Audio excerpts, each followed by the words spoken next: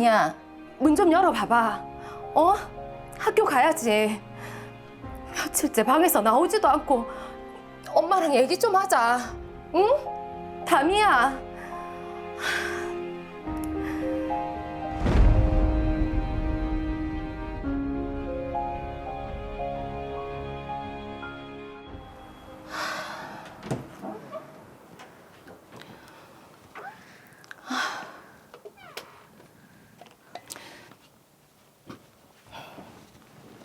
담이야, 약 먹자. 한번 일어나 봐봐.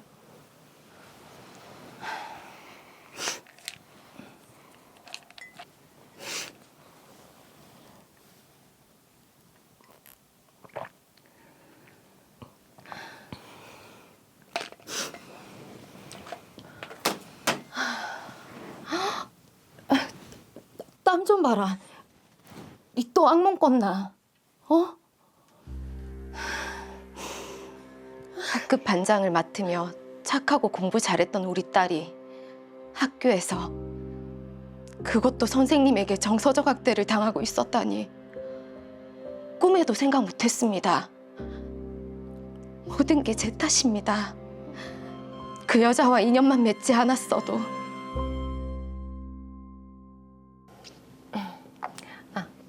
우리 담이도 희영이가 다니는 중학교 거기 입학하게 됐어요. 잘 됐네. 그럼 다미도 이제 과외도 좀 받고 해야지.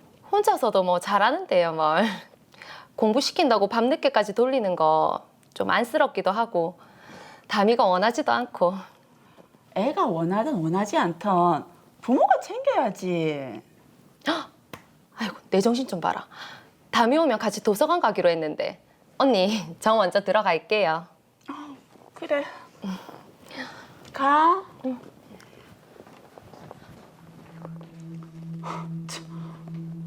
진짜 지 혼자 잘났나? 지만 좋은 부모지. 진짜 잘난 척하는 거 재수없네. 참, 두고 보자. 저게 잘난 척인가요? 글쎄요. 네, 백 선생님. 내일 제가 학교를 좀 찾아뵐까 하고요. 그나저나 이번 1학년에 골 때리는 애가 하나 들어온다고 하던데 이름이 담이라고 하던가? 네. 저건 뭐 정말 재수 없네. 학교 생활은 재밌나? 응. 엄마, 나 부회장 선거 한번 나가보려고. 정말? 부회장 해보고 싶나? 응. 친구들도 나보고 다 나가보라고 하고. 그래, 열심히 한번 해봐봐. 응. 아유, 우리 딸 기특하네.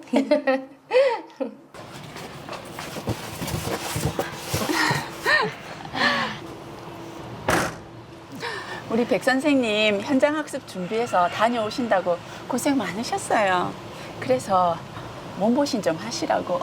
매번 이렇게 챙겨주시고 미안해서 어째요? 미안하기는요. 우리 희영이 아빠가 제일 아끼는 학교 후배가 고생하는데 이 정도는 일도 아니죠. 참, 선생님. 근데 이번 부회장 선거에 담이라는 애가 후보로 나온다는 말이 있던데. 네. 아니, 우리 희영이가 이번 정교회장 선거에 나가는데 이상한 애가 부회장이 되면 얼마나 힘들겠어요. 학교 측에서도 좀 그렇고. 그렇죠. 네. 담이야, 공부만 잘한다고 부회장 회장 되는 거 아니다. 리더십이 있어야지. 니는 그게 너무 부족해. 선생님, 저도 잘할 수 있는데요. 그건 네가 판단하는 게 아니고 평소 선생님이 보기에는 아니거든. 이번에는 다른 친구 응원해주자. 네. 너무 꿈을 짓밟으시는데요? 야, 몸보신을 해서 그런가 너무 그러신 거 아닌가요?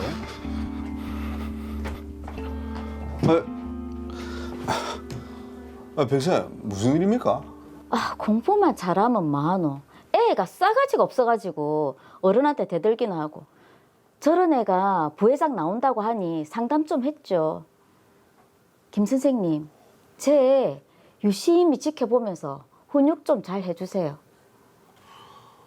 예, 알겠습니다. 이상하게 몰고 가네요. 그렇네요.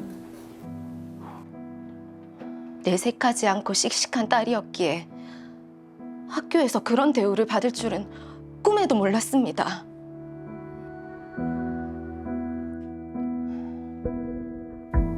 야, 너는 그 복장이 뭐고 이게? 그 추워서 죄송합니다. 춥기는 뭐가 춥노?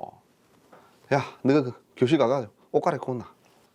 다미, 너는 요요 남고. 너는 반장이라는 게 뭐 보면 못 보일 망정이 복장 불량이. 그러니까 너그만 분위기가 안 좋은 기라. 또 너니? 잘한다 잘해. 공부만 잘하면 인식이 들 때는 가정교육 어떻게 시키는지. 애 앞에서 저런 말을. 야, 이런 거 뭐 집에서 누가 좀 안 가르쳐 주나? 맨날 시수투성이고. 니 때문에 못 살겠다. 아휴. 저 사람들을 그냥 어유 저 애들 오면 더우니까 에어컨 미리 켜놓자. 그래, 좋아. 시원해져라. 시원해져. 야, 누가 이 에어컨 킬했노? 제가 그 회의할 때 더울까 봐. 그러면 그때 내 허락을 받고 키야지. 야, 이담이, 니는 학교 시설물로 네 마음대로 손대네. 그렇게 봐봐라 이거. 지난주 회의록 작성도 엉망으로 해놓고 좀 제발 좀 오늘은 좀 똑바로 좀 해라, 알겠나?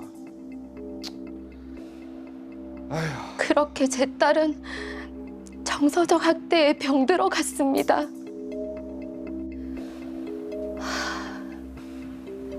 다미야, 학교는 가야지. 며칠째 이러고 있으면 어떡하노? 네 학교에서 무슨 일 있었나? 친구들이랑 싸웠나? 엄마한테 얘기 좀 해주면 안 될까? 엄마, 선생님들이 무서워서 못 가겠어. 학교 가기 싫어. 가기 싫단 말이야.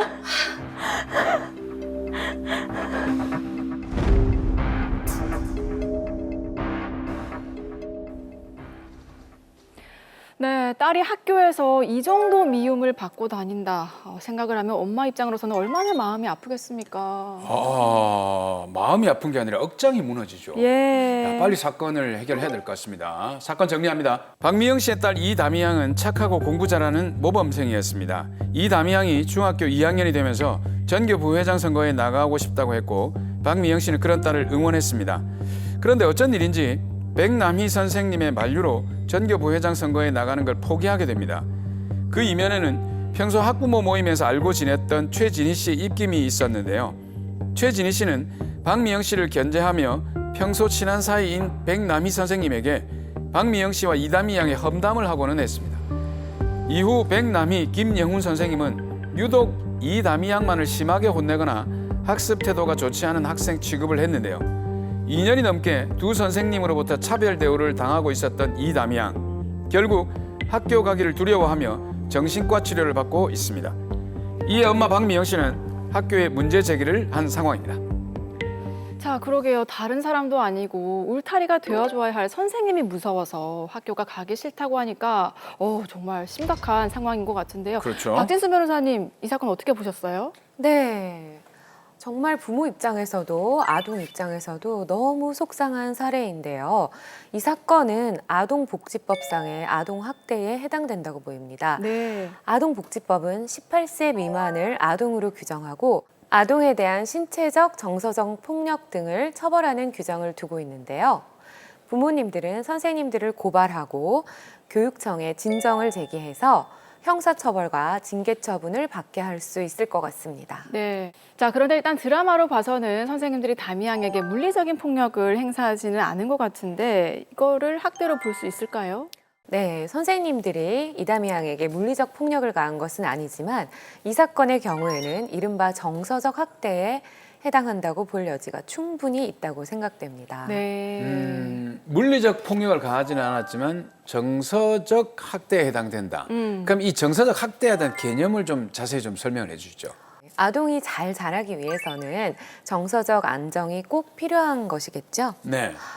그렇기 때문에 아동복지법에서는 아동의 정신 건강 및 발달에 해를 끼치는 정서적 학대 행위를 금지하고 있습니다. 네. 대법원은요, 그래서 이를 매우 폭넓게 인정하고 있습니다. 판례에서는 정서적 학대 행위를 정신적 폭력이나 가혹행위로서 아동의 정신건강 또는 복지를 해치거나 정신건강의 정상적 발달을 저해할 정도 혹은 그러한 결과를 초래할 위험을 발생시킬 정도에 이르는 것이라고 정의하고 있습니다.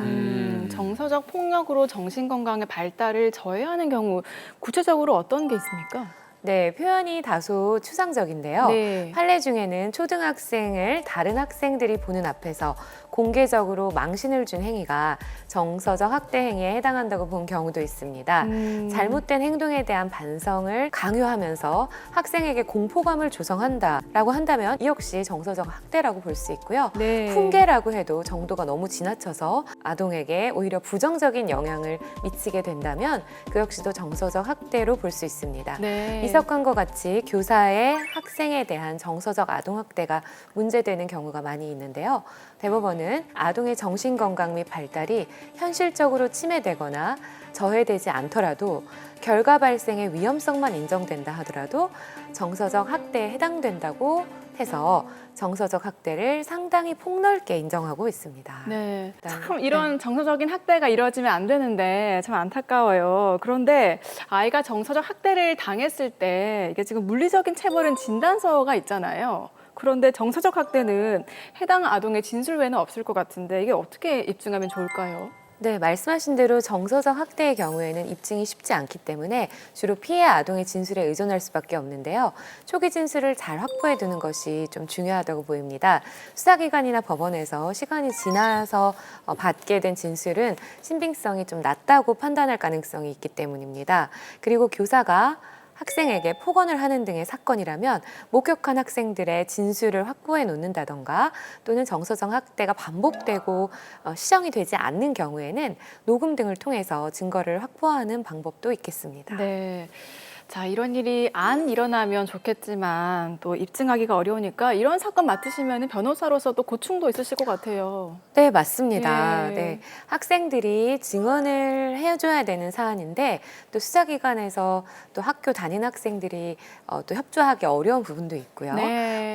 또 어떤 경우는 학교를 졸업하고 상당한 기간이 지나서 피해가 현실화되는 경우가 있습니다. 예를 들면 학생 때 교사로부터 지속적인 폭언을 들어서 당시에 우울증이나 뭐 공황장애나 뭐 정서적 불안의 그런 정신병이 발병이 되었는데 네. 그러다 보니까 그게 원인이 되어서 또 이제 공부를 제대로 할 수가 없게 되겠죠. 예, 예. 그로 인한 또 학업 스트레스가 또 가중이 되고 아. 그러면서 정신질환이 또 더 불안해져서 나아지지 않게 되는 그런 심각하게 되는 악화되는 경우도 있거든요. 네. 그래요. 그런 경우에는 또 한 몇 년 전에 있었던 사안 때문에 이런 결과를 갖게 되었다라고 하는 인과관계를 입증하기가 또 어렵게 되는 경우도 있습니다.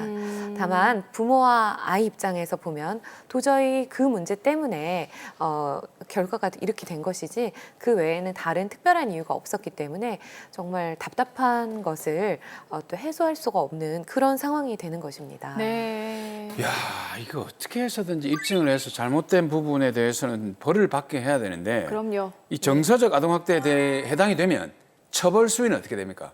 아동복지법상 아동학대에 해당되면 5년 이하의 징역 또는 5천만 원 이하의 벌금에 해당이 되는데요.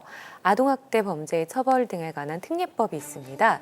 아동학대 살해의 경우에는 사형, 무기 또는 7년 이상의 징역, 또 사망의 결과에 이르게 한 경우에는 무기 또는 5년 이상의 징역에 처해지게 됩니다. 네. 아동학대로 인해서 중상해가 발생된 경우에는 3년 이상의 징역에 처해지게 됩니다.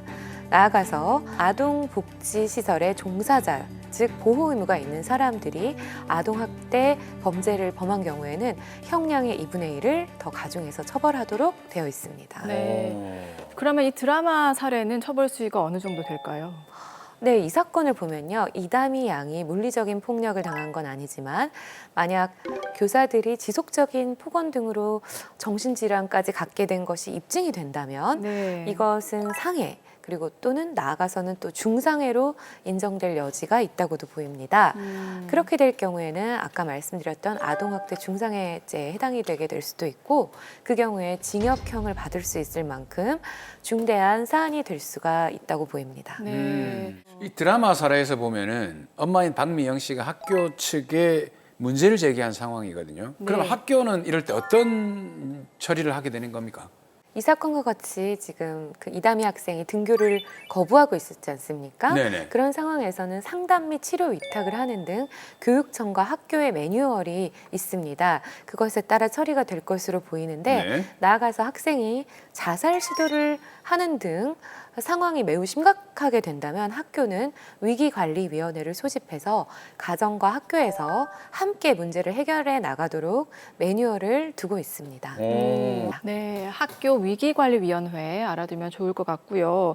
자, 다시 드라마 사례로 돌아와서 많은 분들이 아마 이상하게 보셨을 거예요. 학부모 최진희 씨와 또 교사 백남희 씨의 이 관계 좀 이상했거든요. 아, 이상해요. 예. 의심이 둘의 관계가- 강력하게 들어요. 예. 네, 맞습니다. 네, 이 상황에서 보면 단순히 학부모와 교사 간의 관계로 가깝게 지내는 것을 좀 넘어서서 청탁이 오고 가고 있는 것이 보였거든요. 그렇죠. 심지어는 금품 등 수수까지 이루어지고 있는 것으로 좀 의심할 여지가 있었습니다. 네. 이야, 그 정도면 이게 완전 범죄도 굉장히 큰 범죄라고 봐야 되는데 법도 위반하고 두 사람 때문에 학생까지 이렇게 피해를 봤는데 이 해당 학부모, 아까 그 정말 얄미운 학부모와 그 선생님 처벌할 방법이 없나요? 학부모가 교사에게 특정 학생이 학교의 학생회장 선거에 출마하는 것을 막아달라는 등으로 청탁을 하고 그 과정에서 금품 등의 수수가 이루어졌다면 청탁금지법, 소위 말하는 김영란법 위반으로 처벌을 받을 수도 있을 것 같습니다. 자, 처벌도 중요하지만 어른들의 이런 잘못된 행동으로 우리 아이들이 상처받는 일은 발생해서는 안 될 것 같습니다. 그렇습니다. 예. 자, 변호사님, 만약에 우리 아이가 학교에서 이런 정서적인 학대를 당하고 있다라고 한다면은 어떻게 대처하는 게 좋을까요? 네, 아까도 말씀드렸지만 정서적 학대의 경우에는 증거를 확보하기가 어렵습니다. 네. 그렇기 때문에 증거를 수집하기 위해서 초기 진술과 주위 목격자들의 진술을 확보하는 것이 매우 중요하고요. 혼자서 준비하는 것이 좀 어렵다면 그런 상황을 변호사 등 법률 전문가 등에게 먼저 상담을 받아서 증거 확보를 도움받는 것이 필요하다고 생각됩니다. 네. 자, 마지막으로 담희 양의 엄마 박미영 씨에게 한 말씀 해주시죠. 네, 이담희 양은 정서적 학대의 피해자입니다. 물리적 폭력이 없었다 하더라도 아동 학대로 인한 정신병을 얻었을 정도로 매우 힘든 시간을 보내고 있습니다. 이런 범죄 행위의 죗값을 치르게 하도록 해서 또 다른 피해자들이 생기지 않도록 하는 것이 좋을 것 같습니다. 이담희 양이 잘 회복해서 다시 정상적인 생활로 돌아오기를 간절히 바라겠습니다.